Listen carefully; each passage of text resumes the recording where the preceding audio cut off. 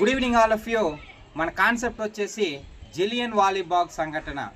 అసలు ఈ జలియన్ వాలీబాగ్ సంఘటన ఎందుకు జరిగింది, అసలు జరగడానికి కారణం ఏంటంటే అది 1919 ఏప్రిల్ 13వ తేదీన. అసలు ఆ రోజే ఆ ఏప్రిల్ 13వ తేదీన ఈ సంఘటన జరగడం అనేది జరిగింది.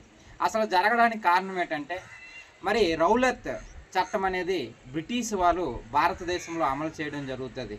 రౌలత్ చట్టం అయితే 1917, అది అమలం 1919. మరి ఈ రౌలత్ చట్టాన్ని రాక్షస చట్టం అని పిలుస్తారు. ఈ రౌలత్ చట్టానికి వ్యతిరేకంగా భారతదేశం అనేక ప్రాంతాల్లో నిరసన ఉద్యమాలు జరిగాయి. ఇలా పంజాబ్లో ఇక్కడ నిరసన ఉద్యమాలు చేసింది డాక్టర్ సత్యపాల్, సైఫుద్దీన్ కిచ్లు. వీళ్ళిద్దరూ కూడా నిరసన చేస్తే బ్రిటిష్ వాళ్ళు ఇద్దరిని అరెస్ట్ చేసి మరి హిమాచల్ ప్రదేశ్లోని ధర్మశాలకు తరలించడం జరుగుతుంది.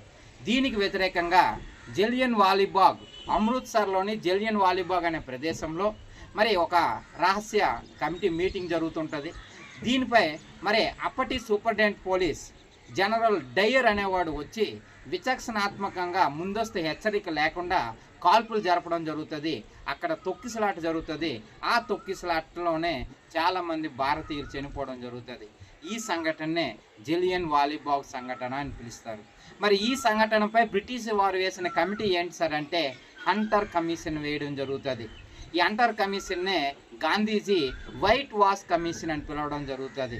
మరి ఈ జలియన్ వాలీబాగ్ సంఘటనకు వ్యతిరేకంగా మరి రవీంద్రనాథ్ ఠాగూర్ గారు తన నైట్హుడ్ అనే బిరుదును కూడా వదులుకోవడం అనేది జరుగుతుంది.